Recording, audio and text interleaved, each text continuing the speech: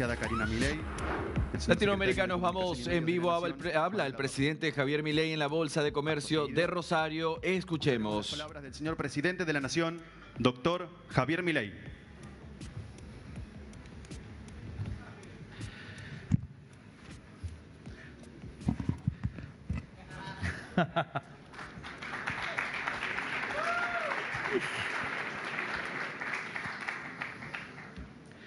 Bueno, en primer lugar, quiero saludar y felicitar a la Bolsa de Comercio de Rosario por este 141 aniversarios, así que felicitaciones por eso. Por otra parte, también deseo dar las gracias por haberme invitado a esta disertación. Me llena de orgullo y de honor poder estar aquí y poder conversar con ustedes sobre un tema que yo creo que es importante y que hay mucho debate hoy, que es sobre la volatilidad de la tasa de interés.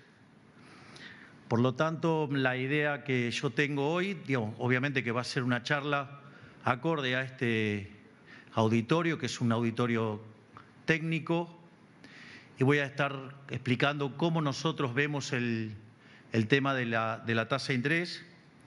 Para poder llegar a eso, voy a hacer un breve repaso de cómo nosotros entendemos el problema del dinero y los precios. Después de eso vamos a hablar sobre cómo vemos la cuestión del tipo de cambio. Después, ahí sí ya entramos a la cuestión de la tasa de interés.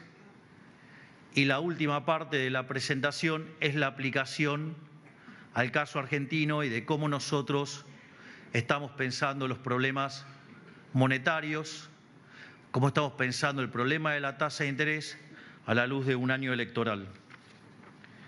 En este sentido,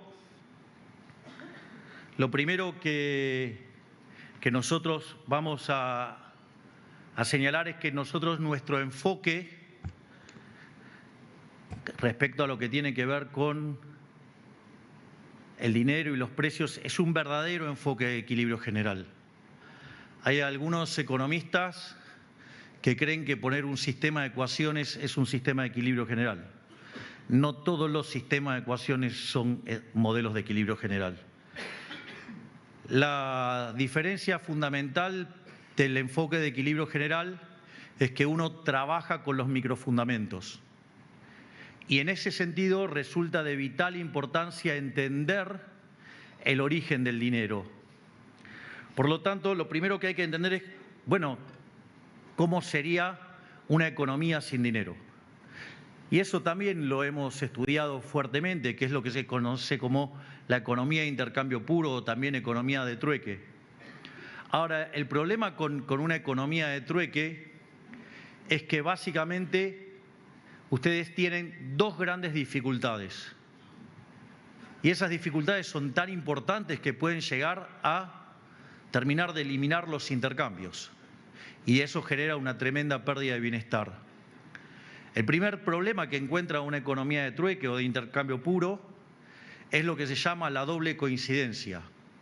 Es decir, yo puedo querer comer pan, ¿sí?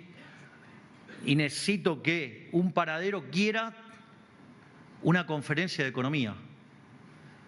Eso tiene alguna dificultad, pero supongamos entonces ahora que resolvemos este problema de la doble coincidencia.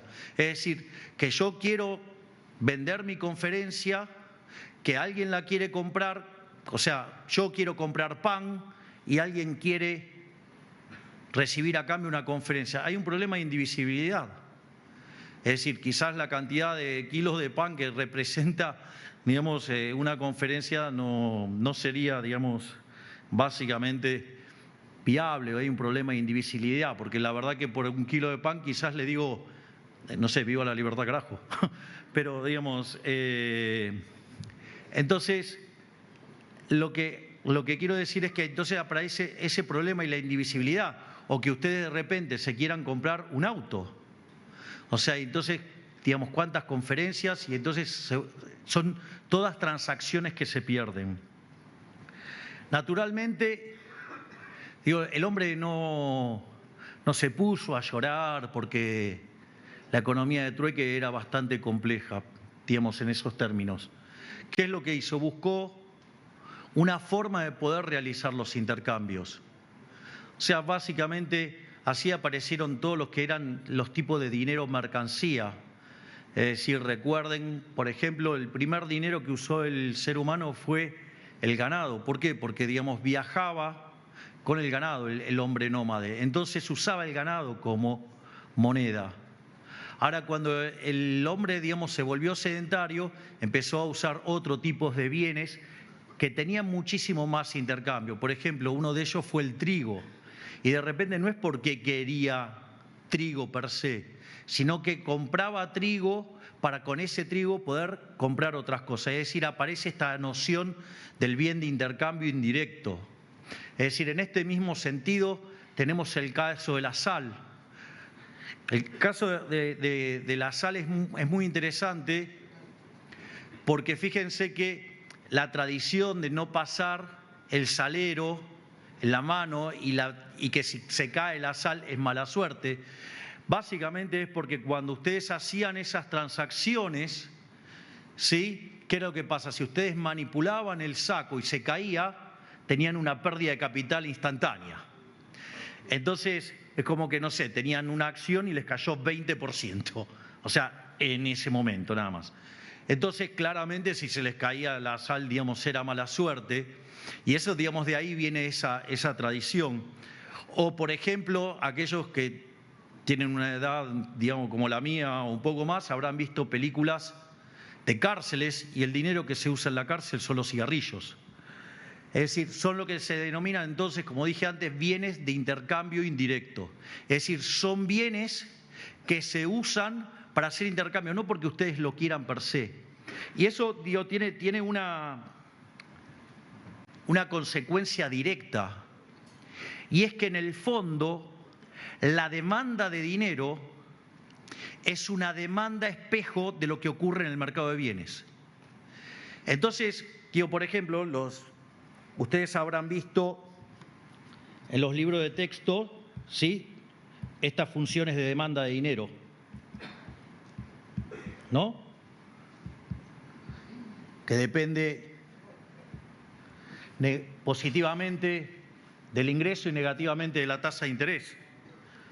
Ahora, esa formulación de la demanda de dinero, digo, no es de equilibrio general. Esa formulación de demanda de dinero está mal. En realidad, si la demanda de dinero es una demanda espejo de lo que pasa en el mercado de bienes, la demanda real de dinero debería ser una función de estas características. Es decir, es una función que depende básicamente del consumo. Es decir, la verdadera demanda de dinero depende del consumo. Y si ustedes están en un contexto de equilibrio general, ustedes lo que tienen es que el consumo es una función de todos los precios de la economía. En definitiva, la demanda de dinero que ustedes van a tener va a tener estas características. Es decir, donde el vector de consumo depende de todos los precios de la economía. Y ahí entonces se dan cuenta que está mal la función de demanda de dinero que depende del ingreso y depende de la tasa de interés. ¿Esto por qué lo explico? Porque es fundamental para entender qué es la tasa de interés después. Eso lo vamos a ver en la tercera parte.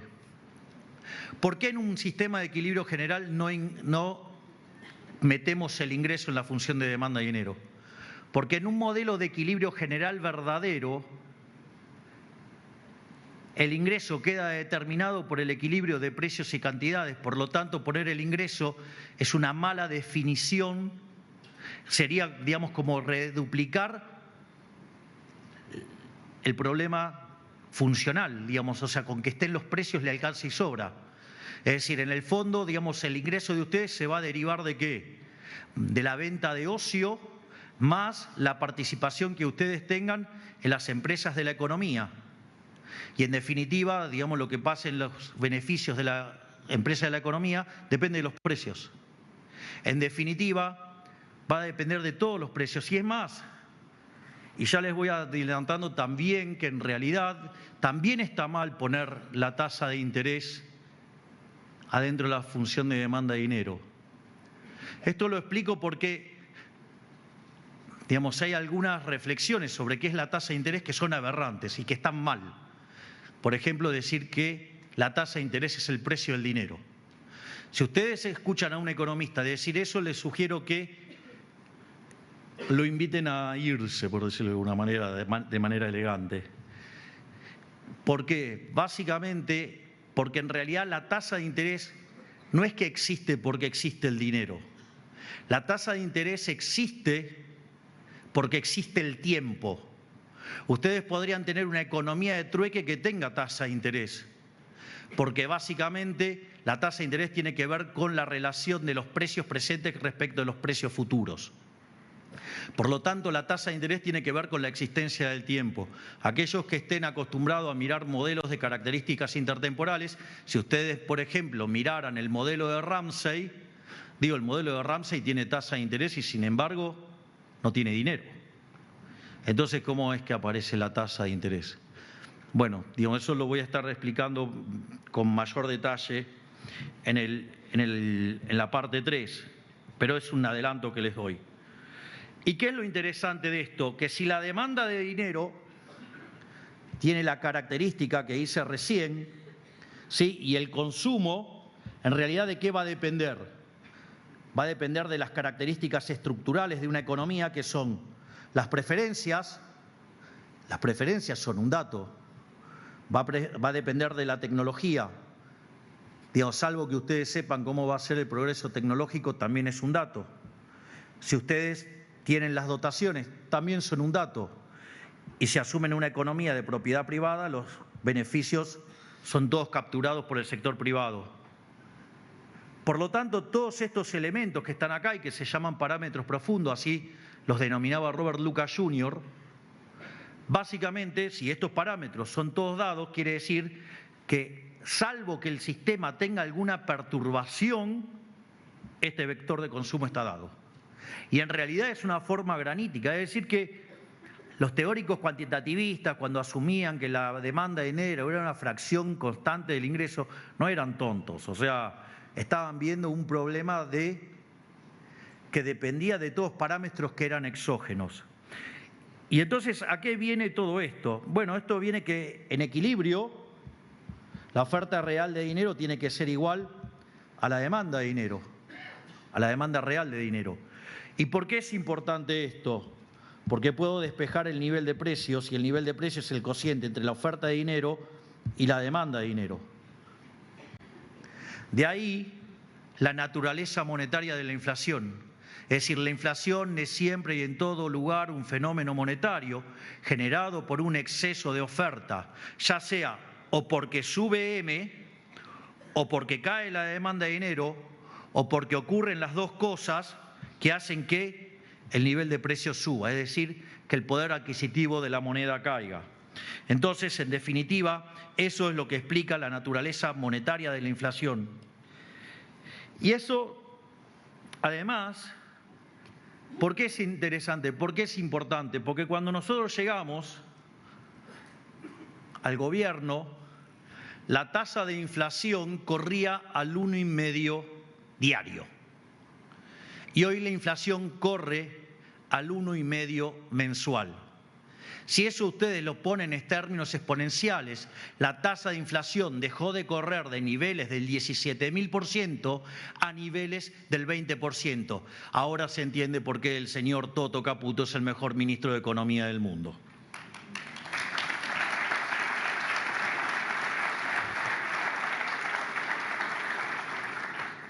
Y eso básicamente lo logramos por terminar de cuajo en el primer mes de gestión el déficit fiscal. Nosotros heredamos un déficit fiscal en el Tesoro de 5 puntos del PBI y de 10 puntos del PBI en el Banco Central. Entonces hicimos en el primer mes de gestión lo que no se hizo en 123 años, que fue poner el resultado financiero en caja, sino que además, algo que parecía imposible, a los 6 meses limpiamos el balance del Banco Central. Entonces empezamos a ponerle fin a la creación de dinero endógena y por ende, digamos, la inflación entró en un sendero decreciente. No solo eso, sino que además, por lo tanto, el primer mito que derribamos era esa tontería de la inflación multicausal. Demostramos que la inflación es un fenómeno monetario. Cortamos la emisión de dinero, digamos, y se cortó la inflación. Ahora, también es cierto que cuando empezamos a hacer esto dijeron que no iba a funcionar, que no íbamos a poder bajar la inflación de niveles del 30% mensual. Cuando la inflación bajó, después decían que no podíamos romper el 8, después nos podíamos romper el 4, después nos podíamos romper el 2 y la inflación sigue bajando. De hecho, la inflación no se da de manera instantánea. Por algo que le gusta tanto a los políticos. ¿Por qué? Porque ustedes inyectan el dinero hoy y el impacto aparece dentro de 18 a 24 meses, entre 1 año y medio y 2. Entonces, por eso les resulta tan divertido votar cualquier tipo de estupideces para aumentar el gasto público y generar déficit fiscal, si total después lo paga otro salame de acá a 2 años. Y en ese contexto, nosotros desde mediados del año pasado hemos logrado fijar la cantidad de dinero. Por lo tanto, de acá a mitad del año que viene, la inflación habrá sido sola una pesadilla que se terminó. Y en ese contexto, no solo eso, dijeron que la actividad económica se iba a derrumbar, que íbamos a generar una gran depresión. Y no pasó eso. La actividad medida por el EMAE desestacionalizado, diciembre contra diciembre, terminó 6% arriba en el 24.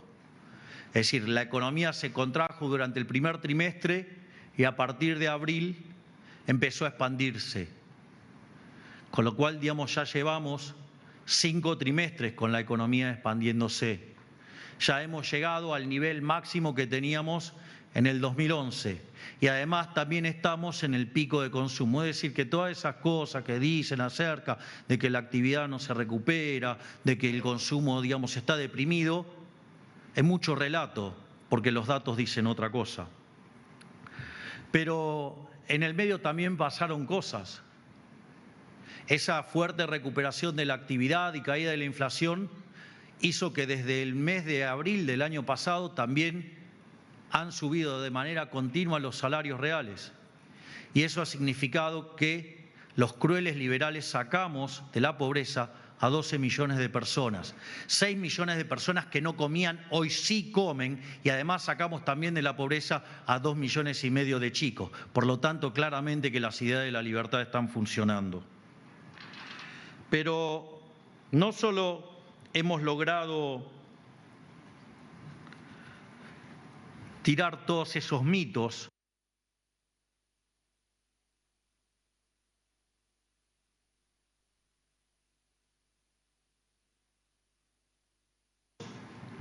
es decir, hemos logrado demostrar que un ajuste fiscal es expansivo. Llama el pass-through, es decir, lo que es básicamente el traspaso a precios de la devaluación. Algo así como, digo, si ustedes quisieran, tendrían que desde el tipo de cambio va hacia los precios. Y nosotros dijimos que no, que esto era falso y que en realidad la causación es desde la cantidad de dinero a los precios.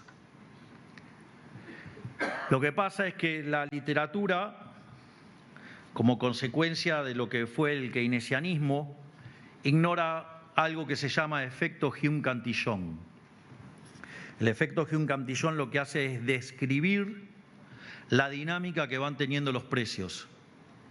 Entonces, cuando ustedes generan un exceso de oferta de dinero, como dijimos antes, o porque emitimos dinero, o porque cayó la demanda, o porque pasaron las dos cosas a la vez, lo que sucede es que como el tipo de cambio el dólar es un activo financiero, sube primero.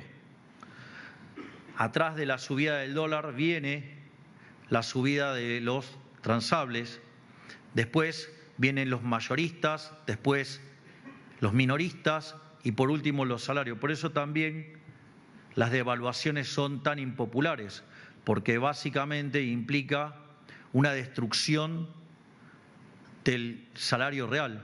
Por eso a veces a mí me sorprende, digamos, aquellos, digamos, que están todo el tiempo pidiendo por devaluación, porque lo que está pidiendo, aquel que pide devaluación todo el tiempo, lo que está pidiendo es que bajen los salarios en dólares y que aumenten los pobres y los indigentes. Discúlpenme, pero yo en ese modelo paso. Es más, los economistas, digamos, no trabajan bien con los modelos de equilibrio general. Entonces, lo que hay que entender es por qué, digamos, a veces la devaluación genera inflación y por qué a veces no. Y eso depende claramente de la convalidación monetaria. Supongan que yo tengo dos bienes, el A y el B, y que por alguna cuestión sube la demanda de A y cae la demanda de B. Eso quiere decir que el precio de A tiene que subir y el precio de B tiene que caer. Es decir, el precio relativo entre A y B sube. Ahora, en ese contexto, si yo, digamos, estoy empecinado a seguir consumiendo A de manera inelástica, mi gasto en A va a aumentar. Consecuentemente, mi gasto en B tiene que caer. Es decir, que así como sube el precio de A, va a haber una retracción de la demanda en B, que es lo que va a empujar el precio hacia abajo. La única forma de que el precio de B no caiga es que yo le estire la restricción presupuestaria a los individuos. Y la forma en la cual un gobierno hace eso es emitiendo dinero. Entonces, cuando ustedes le estiran la restricción presupuestaria al individuo, digo, para que gaste más, la consecuencia es que el precio de B no cae, pero el precio de A sube mucho más que proporcionalmente. Y si ustedes tienen en cuenta que además la política monetaria tiene rezagos, puede ser que hasta la convalidación monetaria haya ocurrido muchísimos antes, porque ustedes tienen que purgar entre 18 y 24 meses hasta que la inflación desaparezca. Es más, nosotros hoy lo que estamos haciendo es purgar la inflación que nos dejó el gobierno anterior, que a lo largo de 4 años emitió 28 puntos del PBI, que durante el último año de gestión o de desgestión emitieron 13 puntos del PBI. Y en ese contexto aparecen los problemas no solo de el rezago tradicional o común, digamos, de los 18 a los 24 meses. Aparecen dos figuras, o una misma figura, pero con distintos orígenes, que es el problema del money overhang monetario, es decir, el sobrante de dinero. Por ejemplo, una de las cosas que sucede es que si ustedes fijan precios, lo que están haciendo, al fijar los precios por debajo del equilibrio, que es lo que se suele hacer recurrentemente, no solo generan ese exceso de demanda en el mercado de bienes, generan un exceso de oferta artificial en el mercado de dinero. O sea, ahí está el sobrante monetario. Y es porque como el poder adquisitivo del dinero es el inverso del nivel de precios, si ustedes hacen controles de precios es como ponerle un precio por encima del equilibrio al dinero. Consecuentemente, cuando hacen controles de precios, generan sobrante monetario. Obviamente que cuando ustedes lo liberan, justamente una de lo que pasa es los precios van a su lugar y por eso se manifiesta como un salto en el nivel de precios que luce como inflación. Nosotros lo padecimos en el primer mes de gobierno, o sea, un salto del 54% en los mayoristas y 25% en el precio del consumidor. Pero no es el único fuente de sobrante monetario. Hay otra fuente de sobrante monetario que deriva de los controles de capitales. Es decir, con lo cual hay sobrantes monetarios por controles de precios y hay sobrantes monetarios por controles de capitales. Si ustedes, por ejemplo, tienen déficit fiscal, digamos, como tenía el gobierno anterior y emitía a mansalva, ¿sí? ¿Eso qué hacía? Generaba presión en los precios.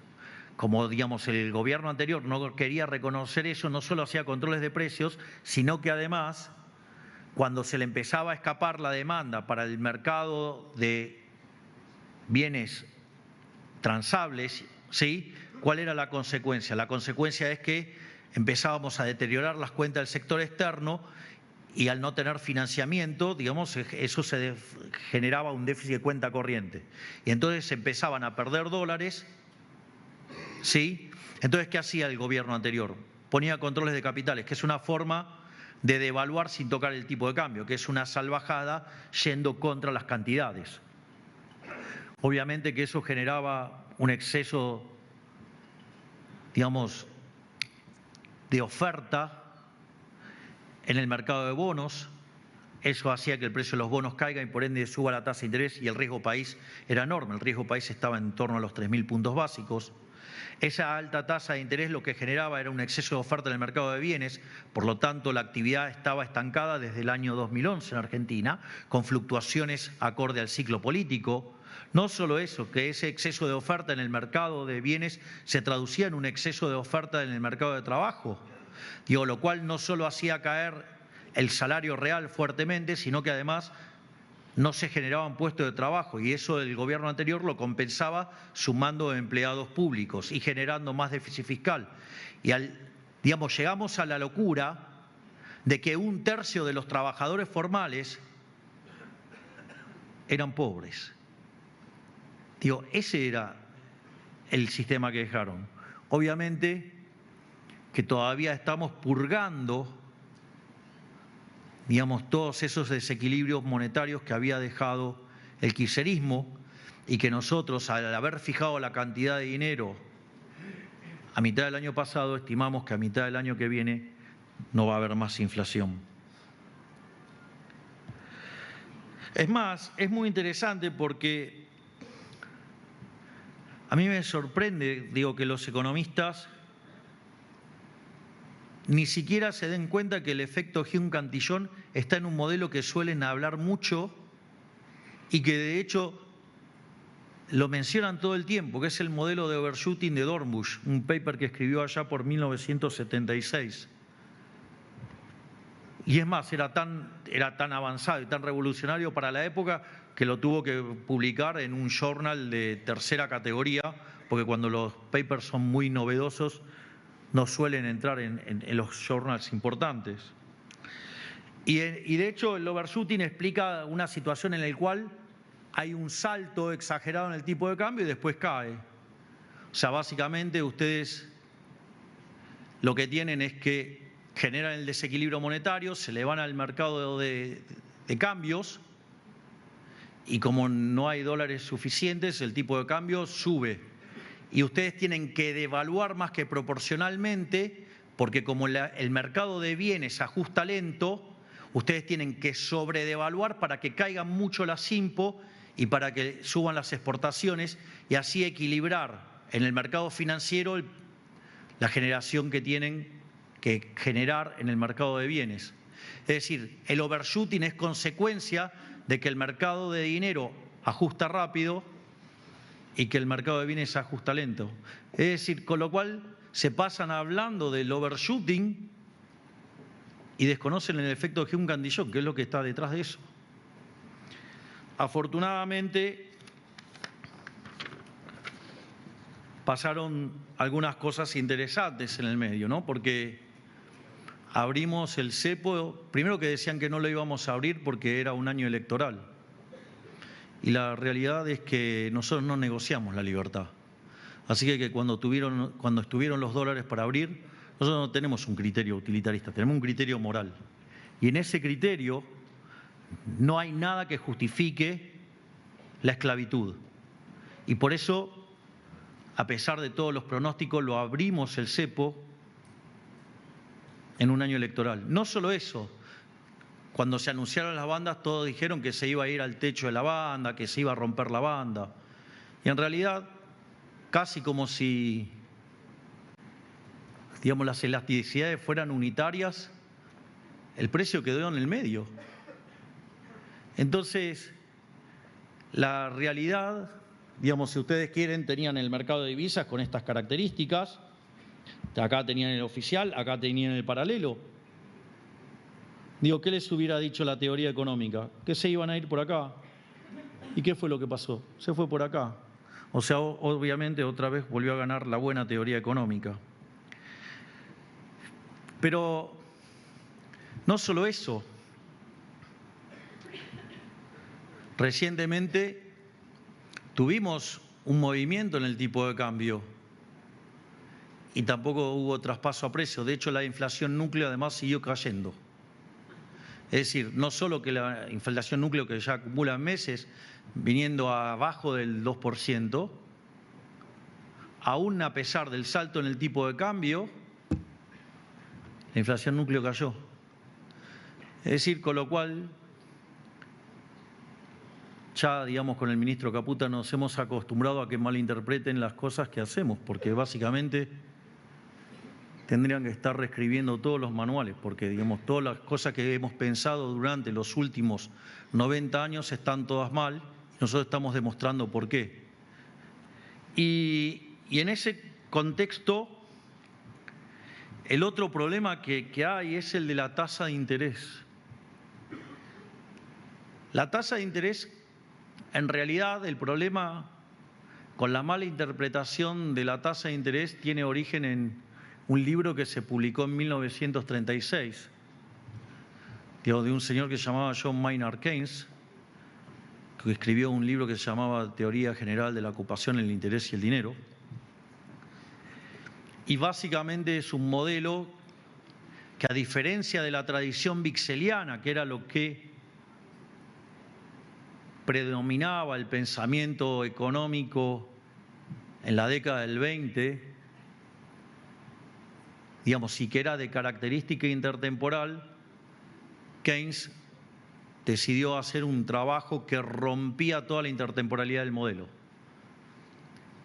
Entonces, mientras que en los modelos vixelianos la tasa de interés se determina en el mercado de bienes, que eso ahora lo voy a explicar con mayor detalle, y se determina el poder adquisitivo del dinero en el mercado de dinero, Keynes decide determinar en el mercado de bienes el ingreso, o sea, el PBI. En el mercado de trabajo determina el salario combinando una oferta de trabajo rígida y una demanda de trabajo ligada a la demanda agregada.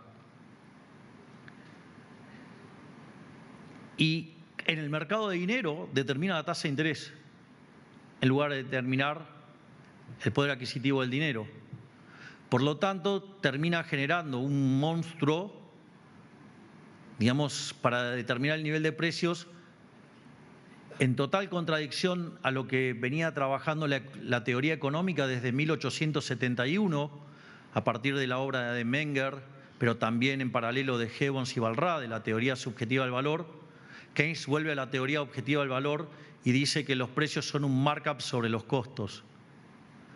Digo, la teoría general es amada por los políticos porque todo lo bueno que pasa en el modelo es gracias a la política.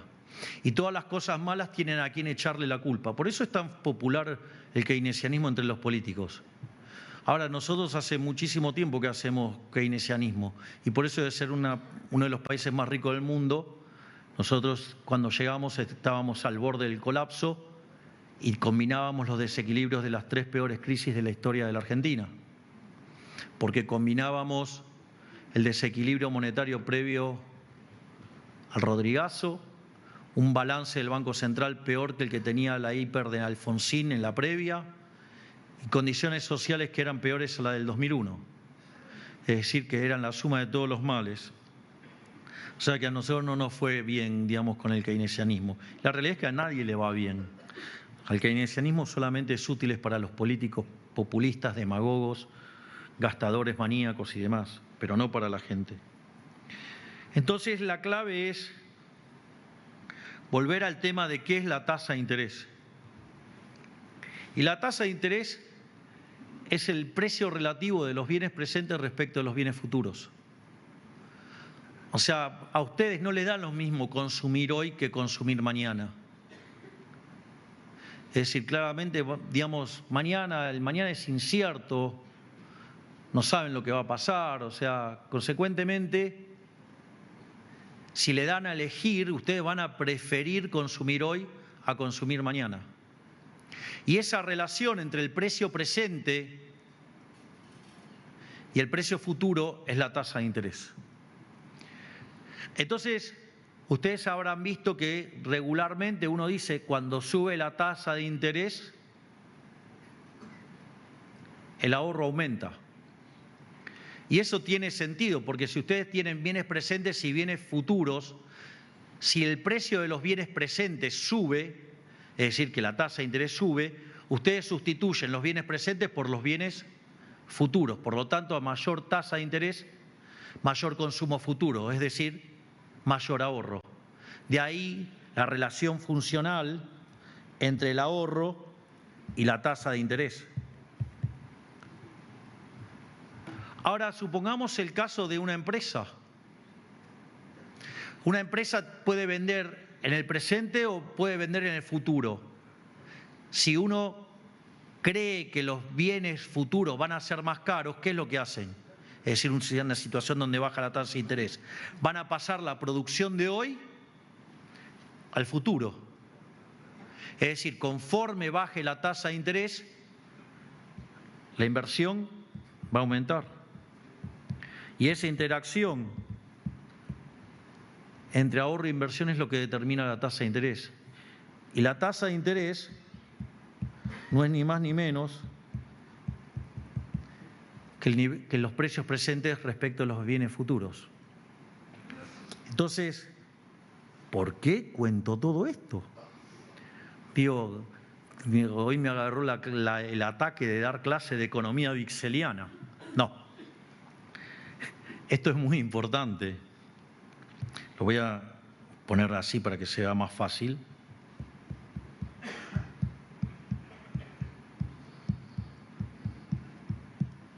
Y lo vamos a hacer interactivo.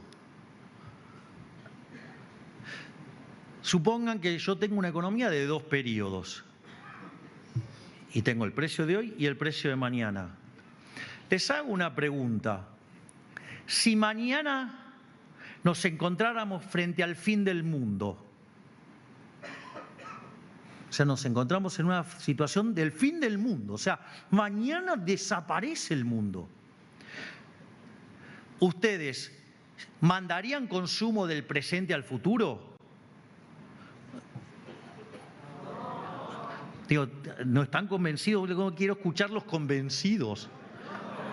Nadie pasaría consumo al futuro si va a desaparecer el mundo. Por lo tanto, en el escenario del fin del mundo mañana, los precios futuros, ¿cuántos son? 0.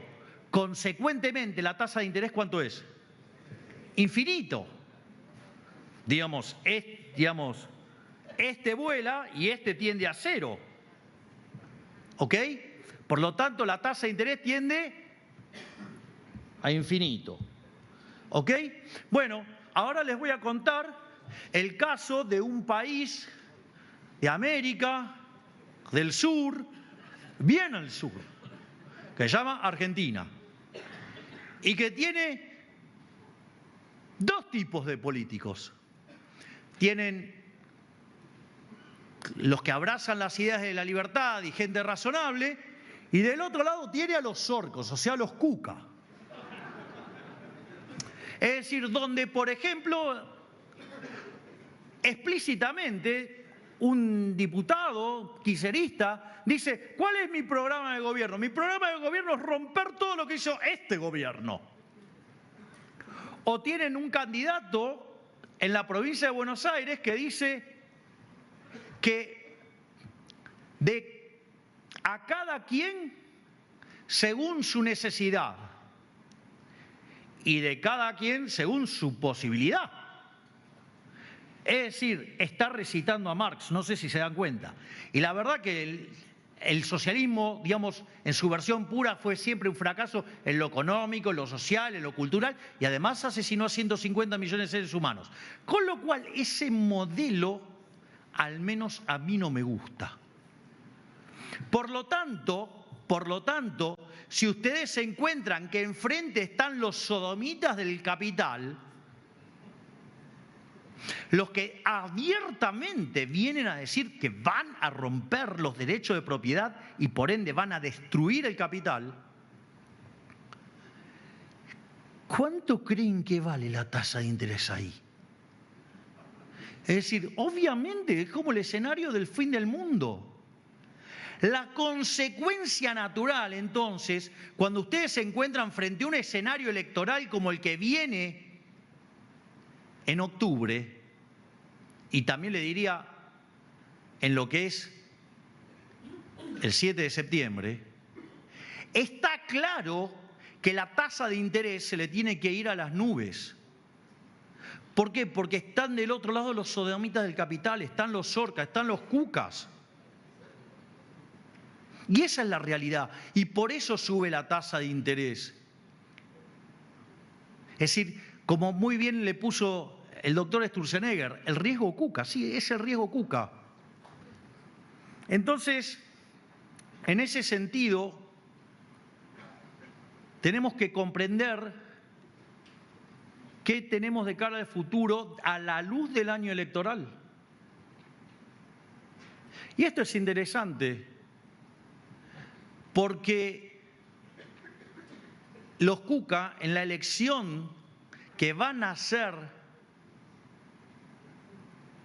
el 7 de septiembre va a representar el techo electoral.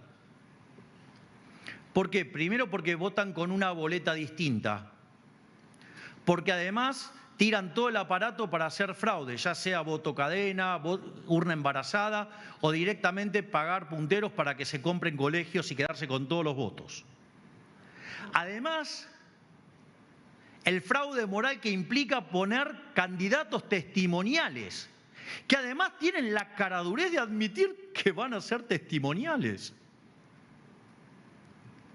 Y además es una elección, digamos, de distrito. Consecuentemente, donde los intendentes van a estar defendiendo su negocio. Si ustedes lo llevan a octubre, no van a estar los intendentes defendiendo su negocio, va a haber un sistema de votación distinta y se valida además la gestión nacional. En definitiva, es un techo para el kirchnerismo. Eso sí, para nosotros la Libertad Avanza es un piso. Y si se llegara a dar la situación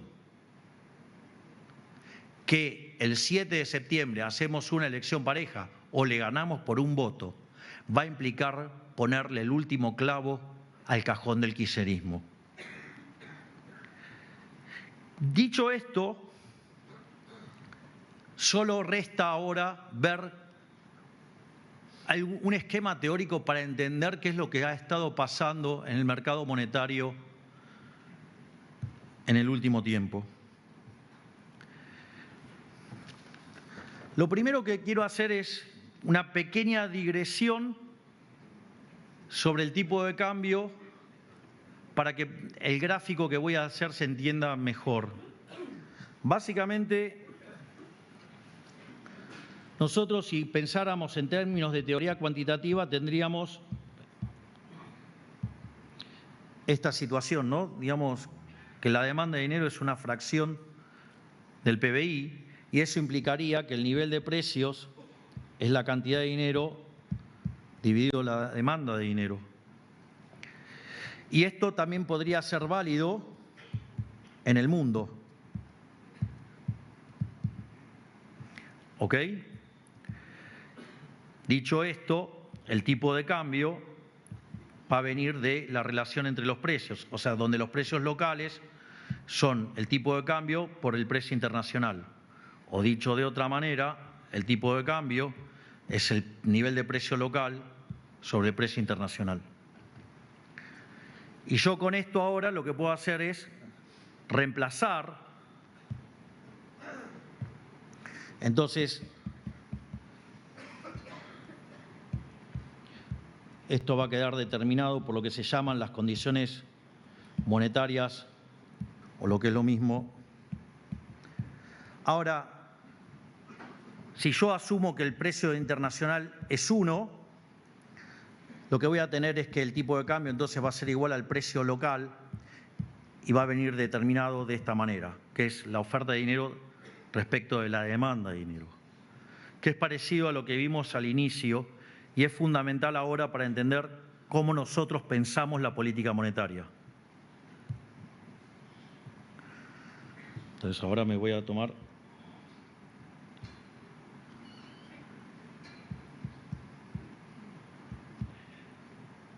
Probablemente en algún momento habrán visto esta relación entre lo que es el tipo de cambio y la tasa de interés nominal. Esto es interesante porque de esta manera, en la medida que la tasa de interés baja, ustedes se van a encontrar con que el tipo de cambio sube. Es decir, es casi, les diría, un movimiento natural que a mayores tasas de interés el tipo de cambio caiga o que a tasas de interés más bajas el tipo de cambio suba. O sea, es un resultado natural, donde esta línea MM representa las combinaciones de tipo de cambio y tasa de interés que dejan en equilibrio el mercado monetario. O puesto de otra manera, porque digamos lo vimos recién, la cantidad ofrecida de dinero sobre la demanda de dinero. Esto es lo que pasa. Los problemas cuando afloran básicamente cuando ustedes se encuentran con situaciones como en la cual sube la tasa de interés y además sube el tipo de cambio. Cuando pasa eso es porque ustedes tienen un exceso de oferta de dinero. Ese exceso de oferta de dinero puede ocurrir ya sea o porque cayó la demanda o porque cayó la oferta. Entonces, y eso es lo que estuvimos viviendo en este momento. O sea, básicamente, frente a la presencia de los cucas y en un año electoral, los inversores se asustan y al asustarse, ¿qué hace? No renovaban plenamente las LECAPs. Nosotros, como Banco Central, honrábamos la deuda y pagábamos. ¿Cuál era la consecuencia? Generaba una expansión de la cantidad de dinero y si no se movía la tasa de interés, todo se iba a tipo de cambio. ¿Por qué? Porque había convalidación monetaria. Sin embargo, nosotros, ¿qué es lo que decidimos hacer? Mantener el equilibrio del mercado monetario, es decir, que vuelva a la situación original. Y para eso, ¿qué es lo que hicimos? Así como tuvimos que expandir la cantidad de dinero para honrar la deuda, subimos los encajes, es decir, hicimos aumentar la demanda de dinero o en rigor la demanda de base monetaria. Al dejar constante la cantidad de dinero, se van a encontrar con esto. Que entonces queda fijo el equilibrio en el mercado monetario, la estrategia de desinflación permanece, ¿sí? Y la consecuencia de esto, ¿qué es? Que suba la tasa de interés. Pero lo que ustedes están viendo en materia de suba de tasa de interés tiene que ver con un riesgo electoral, digo, porque del otro lado están los cucas. Entonces, si previo a un escenario tipo fin del mundo, que es lo que propone el kirchnerismo, donde, por ejemplo, en una sesión nos votaron 12 proyectos en contra, digo, ¿qué pretendían de la tasa de interés? Es decir, menos mal que limpiamos las LEFI, porque ustedes se imaginan lo que hubiera sido 16 billones de pesos en la calle sin contrapartida. Es decir, digo, hubieran empezado de vuelta con los pochoclos. Bueno, nosotros lo que hicimos es ajustar las condiciones del mercado monetario a un año electoral donde la oposición propone el fin del mundo. Frente a esa situación, si no nos rolean la deuda, ¿qué es lo que hacemos? Aumentamos los encajes, hacemos aumentar la demanda de base monetaria. Claro, la consecuencia, ¿cuál es? Y es que hay menos dinero en el mercado. Entonces, cuando ustedes vayan a querer obtener financiamiento, ¿va a ser más caro? Sí, claro. Digo, ¿se va a desacelerar la actividad? Claro, obvio.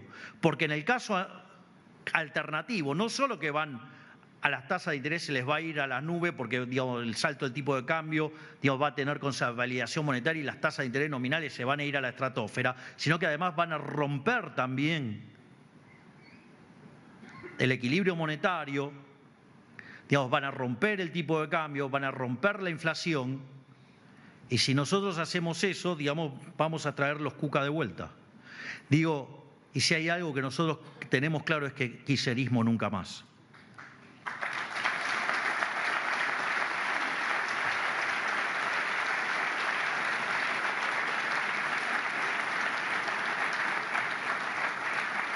Por lo tanto, ¿qué es lo que viene para adelante? Miren,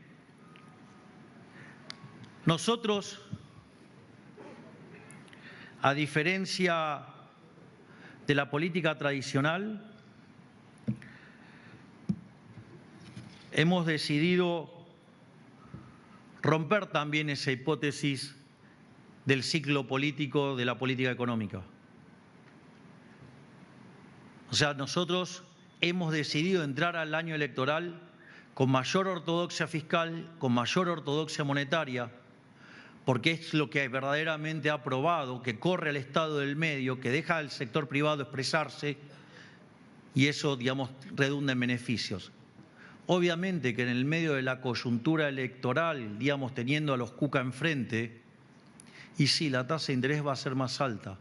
Pero ¿cuál es todo el llanto? El llanto es que subió la caución. La tasa de la caución no es la tasa relevante para la economía. Digamos, la tasa relevante para la economía son tasas que son más largas, no tasas de un día. Y las tasas largas tampoco subieron tanto. Y frente a un año electoral, los inversores tampoco quieren invertir hasta que no se despeje el horizonte electoral, lo cual tiene sentido. Lo cual tiene sentido porque lo que está pasando es que nos está proponiendo desde el análisis económico y es que el futuro de los argentinos está en manos de los argentinos. Si los argentinos quieren volver al populismo salvaje, ok, digamos, la sociedad si elige suicidarse, pero también puede elegir abrazar las ideas de la libertad. Y esto va a ser una simple turbulencia y pasado el proceso electoral va a haber un desplome de la tasa de interés, se va a recuperar la actividad económica, va a desaparecer la inflación y vamos a entrar en el sendero que hará nuevamente grande a la Argentina. Por lo tanto,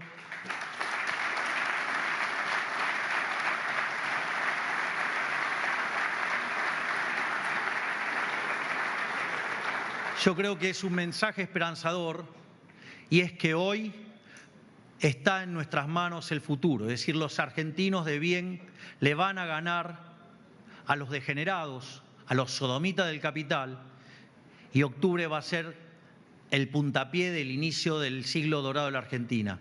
Muchísimas gracias a todos, que Dios los bendiga, que la fuerza del cielo nos acompañen y ¡viva la libertad, carajo! De esta manera despedimos al señor presidente de la Nación y damos por finalizado el acto por el 141º, 141.